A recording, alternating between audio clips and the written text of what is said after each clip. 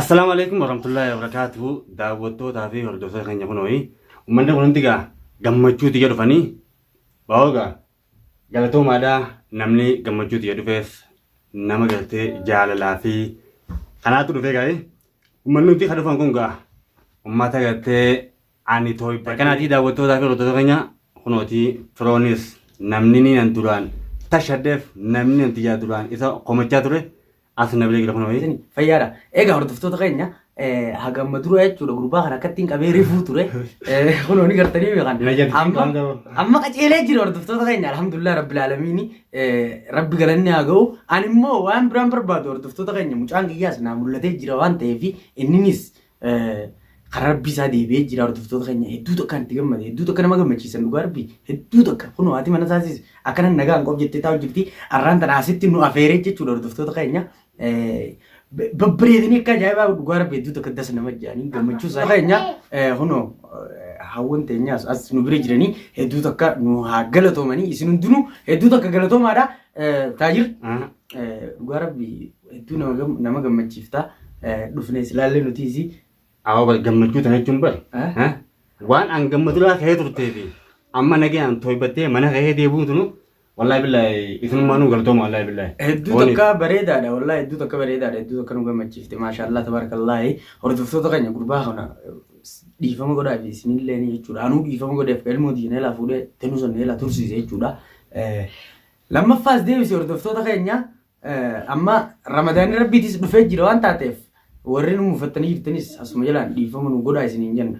Akkasumas yoo wayitii ramadaanaa tooyibaa qulqullaa'uu garaa keessaanii namoonni aadanuu qabdanis dhiifama rabbi kichi namaa godhamne ilmi namaa. Baaba humna mucaan keenyuti. Isaaniiti. Kommee maqaan keenya hot maashaallah akkami. Egaa hordoftoota keenya akkuma laaltanii agartan kun ijoollee babbareedduu kan hunda nuuf fidanii edaa boo Oromoon ilmaan numaa daltemoo as keessa maashaallah. Oromoo kaani namoota duras keessa Oromoon hagam qabdu wallahi hordoftoota keenya Oromoon bakka iyyutti heddummaatee jirti hedduu tokko nu heddummaatee jirti maashaallah. Rabbiin nu heddummaanne ammallee rabbiin nu xiqqeessiniin jaa hordoftoota keenya rabbiin nu babal'isuu bakka jirtanitti isinilleen warra ilmaan hin qabne rabbiin ilmaan asuma jira asumarraan isin haa kan nuti du'aa eegama kiyyaati. Du'aa'i bareedu. Egaa maashaallah. Dachaanii jira mana keenyatti kun alhamdulillah rabbil aalamiin ilmi namaa rabbi dhiifama walii godha. Ani haati mana kiyyaatti dhiifama naa godhee jirti. Daawwattoonni keenyas dhiifama nu godhadha.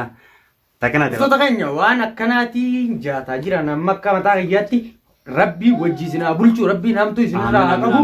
Haasaa isinis maal jallistan? Maasho. Gandhi ollaa bara. Maashaallah ollaa hedduu qabna edaan hubootis.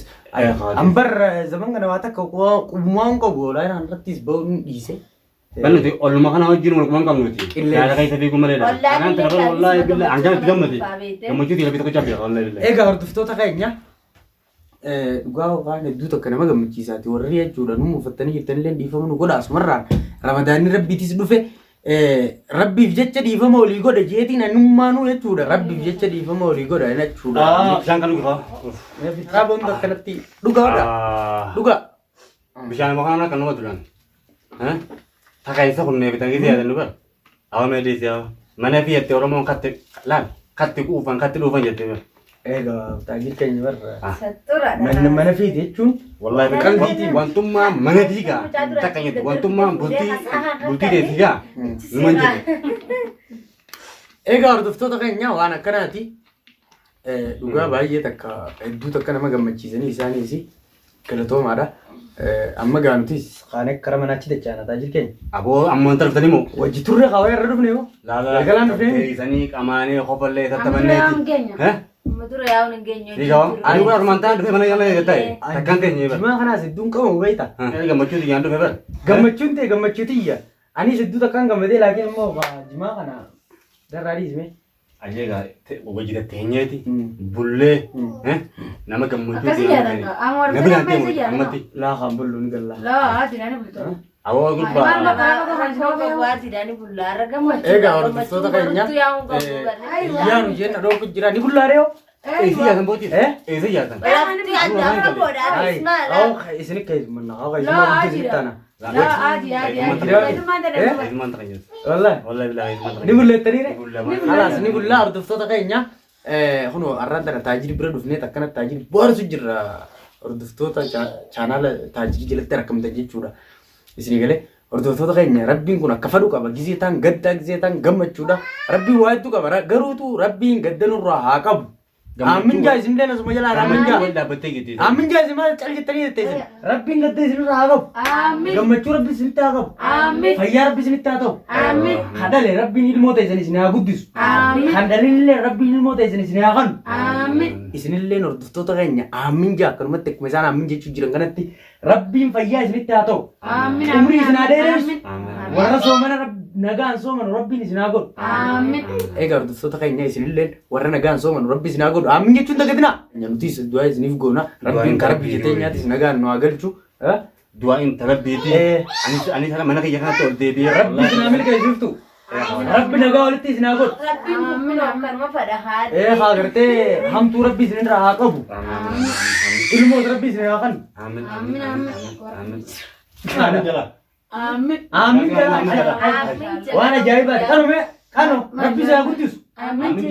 Amin. Agartanii hordoftoota hordoftoota waan ajaa'ibaati dhugaa mucaan amin jee mucaan daa'imni kun jechuudha. Isin warri asirra jirtan amin jechuun dagatina. Ayyee boo fayyaa isinitti haa ta'u. Wallaahi hamtuu rabbi isin irraa qabu. Wallaahi akkumaan gammachuu ta'e argatanitti gammachuu ta'e ta'a. Wali dhaabbatu rabbi isin haa godhu. Rabbi isin haa godhu amin jee. Ganaa akka taate rabbi beekaati. Amin wajii. Rabbi isin haa milkeessu. Nagaan bultii ta'e rabbi isin haa oomu. Sigalee fayyaa rabbi isinitti haa ta'u. Isinis fayyaa isinitti haa ta'u hordoftoota keenya. Wallaahi hedduu tokko na gammachiisa. Manni kun waan hin godhuun dhabe. Hedduu tokkaan gammadee hedduu tokkaan fittiis rifadhee qabnitoota hordoftoota keenya. Hagaan hordoftoota keenya. Hagaan amma dura jechuudha gurbaa kana. Maas warroota. Omaan taatu ulee damdee taate kan godhu. Waan ajaa'ibaati bara hordoftoota keenya. Dhugaa hedduu tokko waan hedduu tokko nama dinqisiisaati. Ani akka mataa kiyyaatti.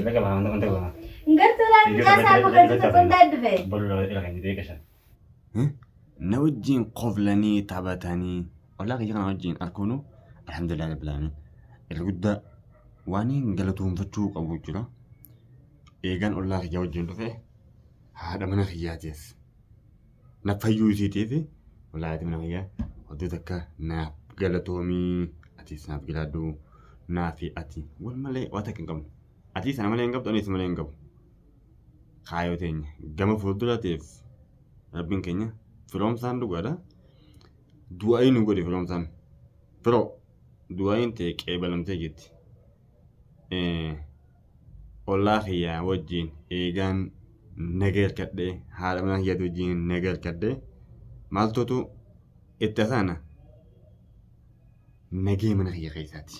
Irra guddaan ilmaan namaa nagee keenya barbaanna nuti. Nagee qabaachuun fayyaa qabaachuun alhamdulillah rabbil aalamiin irra guddaan irra caaltuun addunyaa tanaa ollaa wajjin nagee qabaachuudha. Haadha manaatti wajjin nagee qabaachuudha. Nagayaatu fayyaa fide fayyaatu nagee fide. Namni fayyaa fi nagee qabu alhamdulillah galata galfachuudha. Baatiin soomanaa dhuftee jirti. Baatiin ramadaanaa as dhiyaachaa jirti. Toibachuu qulqullaa'uu gama rabbii ol deebi'uudha. Ashhadu an laa ilaaha illallah wa ashhadu anna muhammadan rasulullah. Shaadaa osoo lubbuun jirtuu qabadhu. Osoo lubbuudhaan jirtu qulqullaa'i. Osoo lubbuudhaan jirtu gama rabbii keetii ol deebi'i. Irra caalaan fayyaatan. Namni fayyaa qabu maal dhabe?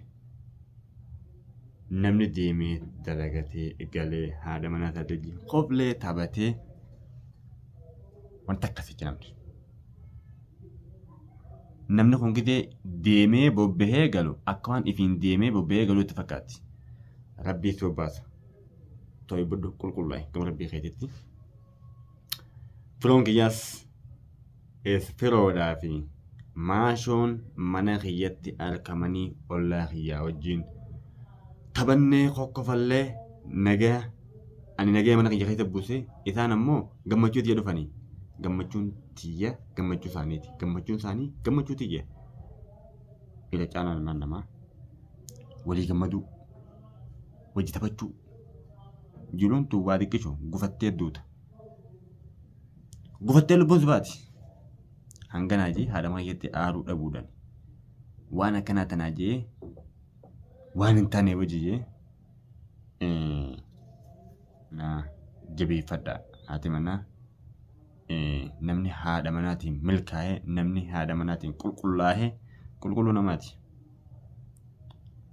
فيا الحمد لله بالعالمين أسمرانو وروني قمجوت يدفتن إذني تيسن من خيسان إذني أقمدو وليب قمنا وليب يانا وجيغلانا نتورمون إن شاء الله والله قبايتون تكناتي أنا أقول لك يا نبيل دفي نا وجين تابتي خوفالي ناف قمدي أنيس قمجو ثاني فدا تنا على وان تكوانين جواسين قبول نافقا والله جبي فدا